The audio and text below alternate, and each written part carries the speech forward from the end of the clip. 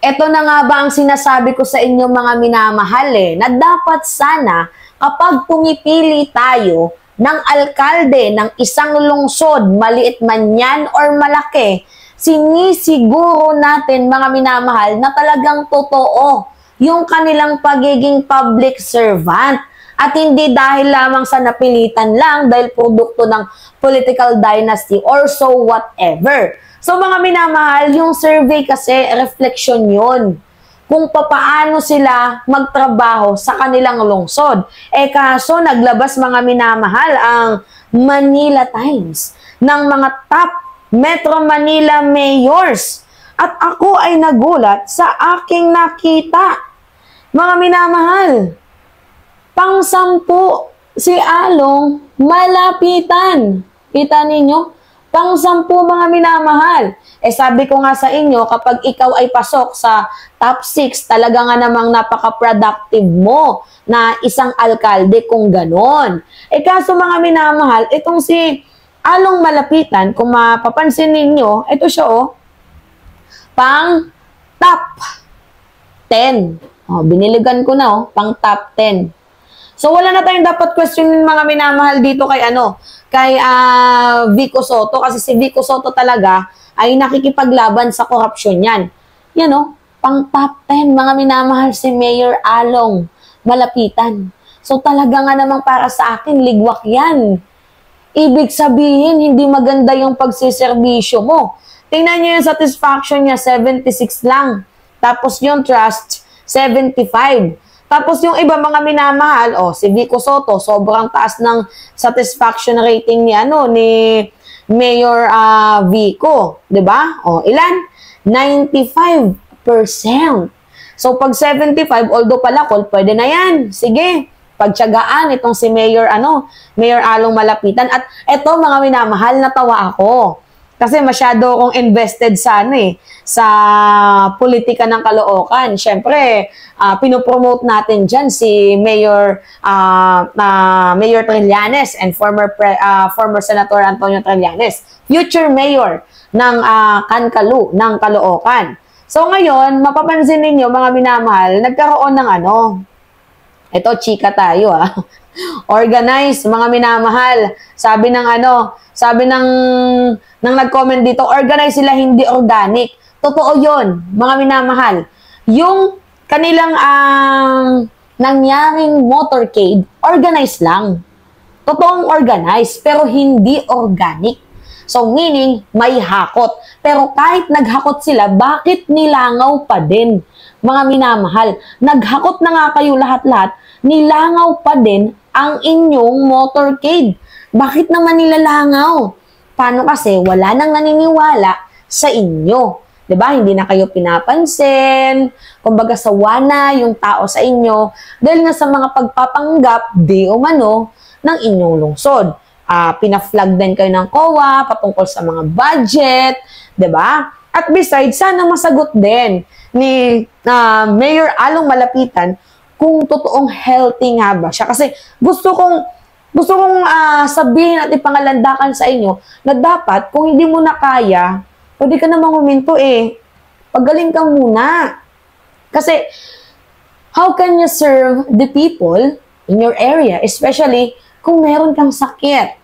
'Di ba? Kasi ang bali-balita nga daw po mga minamahal, merong stage 3 cancer. Di umano itong si Mayor Along Malapitan.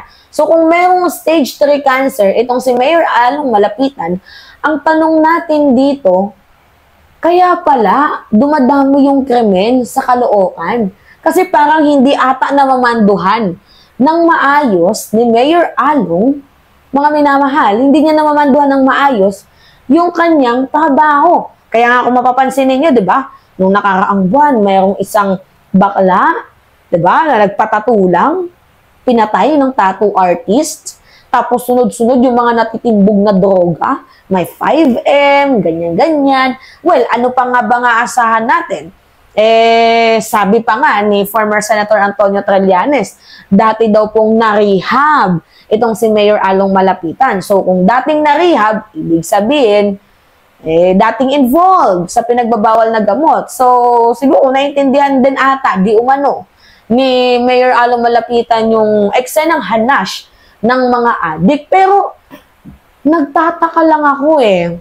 Kasi bakit yung Caloocan yung sobrang pinakamadaming namatay diyan sa war on drugs ni former President Duterte? Sino ba yung alkalde nun? Nagtatanong lamang ako. At nung panahon din ngayon ni PBBM, mga minamahal, bakit ganun din?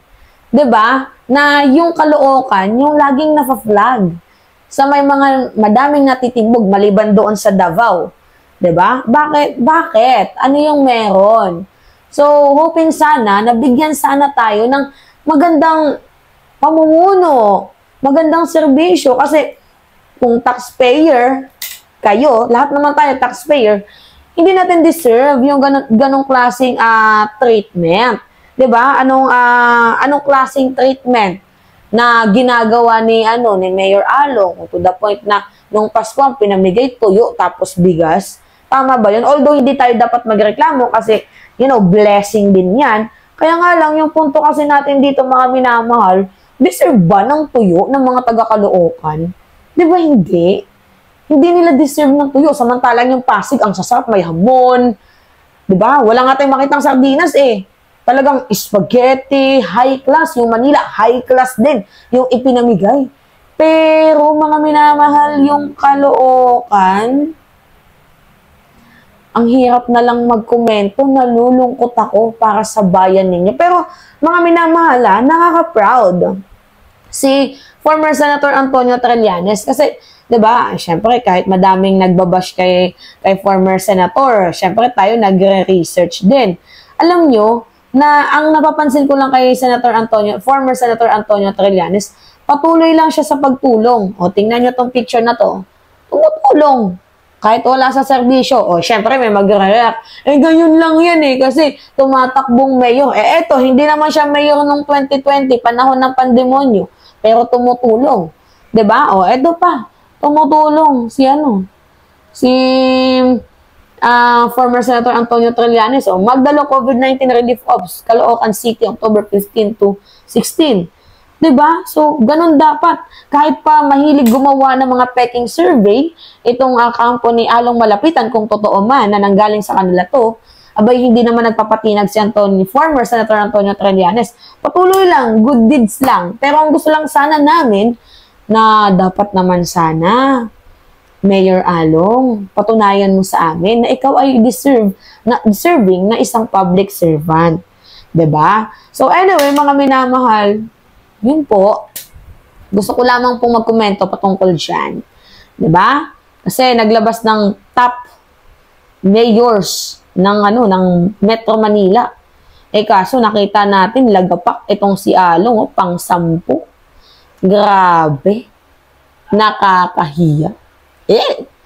Alright, mga minamahal, yun po. Anyway, it's me again, Alicia nyo. At nagbabalik ulit para sa ating panibagong video. Maraming salamat, mga minamahal.